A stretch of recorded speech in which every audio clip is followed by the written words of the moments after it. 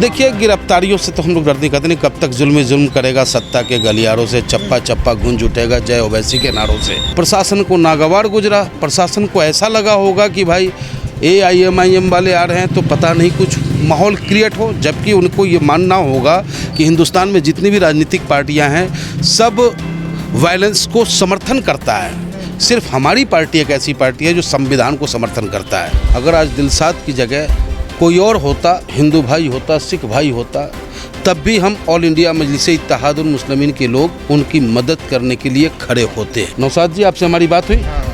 मैंने आपसे पूछा कहाँ हो, आपने कहा थाना में हूँ। मैंने कहा मैं आपकी पूरी मदद करूँगा, कोई दिक्कत?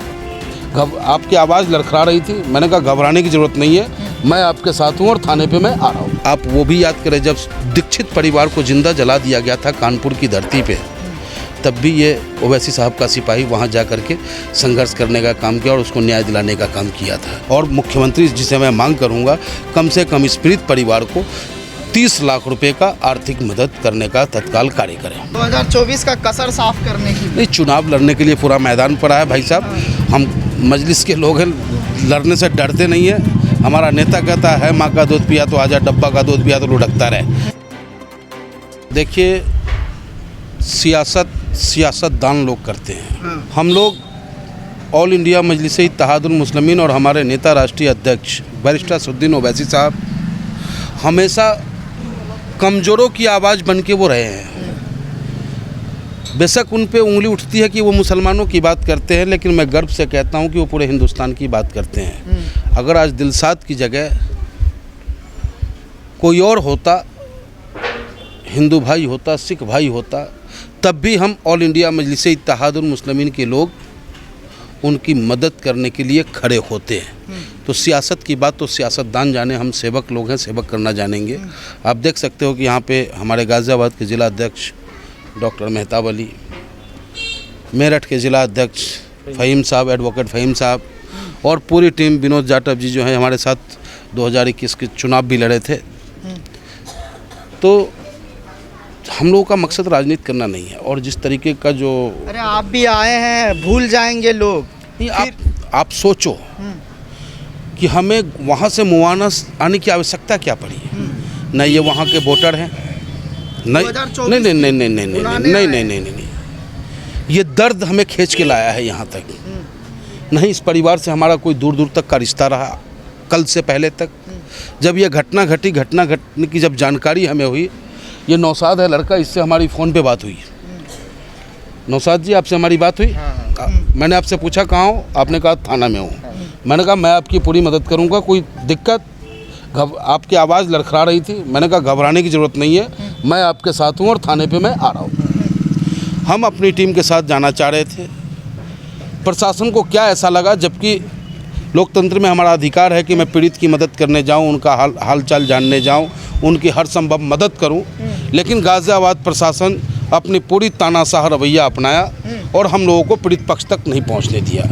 कल हम नहीं पहुंच पाए, वो मलाल था हमारे अंदर, और आज हम यहाँ पहुँच करके वास्तविकता क्या है, क्योंकि जब तक सच्चाई की जानकारी नहीं होगी हम इनकी लड़ाई लड़ नहीं सकते। अब इनके पास आकर के जो सच्चाई से हम अवगत हुए हैं, कल माननीय मुख्यमंत्री के नाम पत्र निश्चित रूप से लिखेंगे। ज़िला अधिकारी महोदय के द्वारा माननीय मुख्यमंत्री जी तक इस गरीब परिवार की फरियाद को पहुंचाने का काम करेंगे। अपने राष्ट्रीय अध्यक्ष बैरिस्टर असदुद्दीन ओवैसी साहब, हमारे प्रदेश के अध्यक्ष जनाब शौकत साहब अभी फ़िलहाल में हज पे हैं, वैसे वो हमारे हर गतिविधियों पे नज़र रखते हैं और वहाँ से वो दुआ भी करते हैं। और कल आप लोगों को इस मामले में डिटेन भी किया गया था, गिरफ्तारी हुई जी। क्या कुछ? देखिए, गिरफ्तारियों से तो हम लोग डरते कहते नहीं, कब तक जुल्म करेगा सत्ता के गलियारों से, चप्पा चप्पा गूंज उठेगा जय ओवैसी के नारों से। तो हम लोग इनकलाबी लोग हैं और आम लोगों के लिए लड़ना मरना जानते हैं। हम गुलामी पसंद लोग नहीं हैं। तो अब हम इनके लिए जा रहे थे मदद करने। प्रशासन को नागवार गुजरा, प्रशासन को ऐसा लगा होगा कि भाई AIMIM वाले आ रहे हैं तो पता नहीं कुछ माहौल क्रिएट हो, जबकि उनको ये मानना होगा कि हिंदुस्तान में जितनी भी राजनीतिक पार्टियां हैं सब वायलेंस को समर्थन करता है। सिर्फ हमारी पार्टी एक ऐसी पार्टी है जो संविधान को समर्थन करता है। तो हम कोई भी कार्य करेंगे संवैधानिक दायरे में करेंगे। कभी भी शासन और प्रशासन को ये मौका नहीं मिलेगा हमारी तरफ से कि ऑल इंडिया मजलिस इत्तेहादुल मुस्लिमीन का कोई भी कार्यकर्ता संविधान के खिलाफ जा करके अपने शब्दों का इस्तेमाल किया। लोग कह रहे हैं कि ये घटना आपके पार्टी पे ज़्यादा शूट कर रहा है, इसीलिए आप वहाँ से चल के यहाँ आए। देखिए, लोग तो कुछ तो लोग कहेंगे, लोगों का काम है कहना, लेकिन उस लोगों के कहने के चक्कर में हम गरीबों की मदद करना छोड़ दें साहब।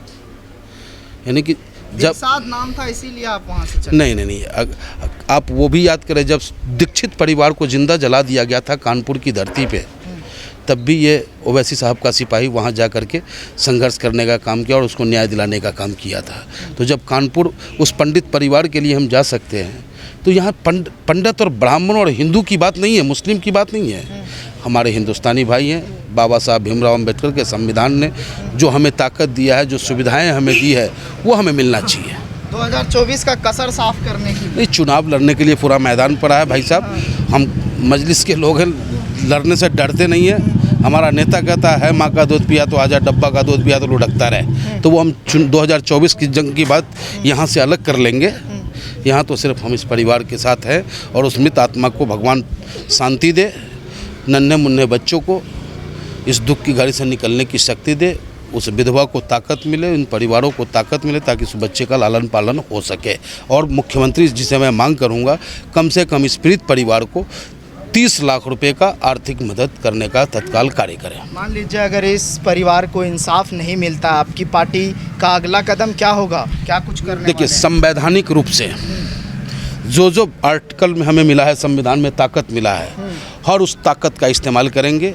हम लड़ने वाले हैं, पीछे हटने वाले नहीं हैं। आखिरी सांस तक हम इनकी लड़ाई लड़ेंगे, जो संवैधानिक तरीका है।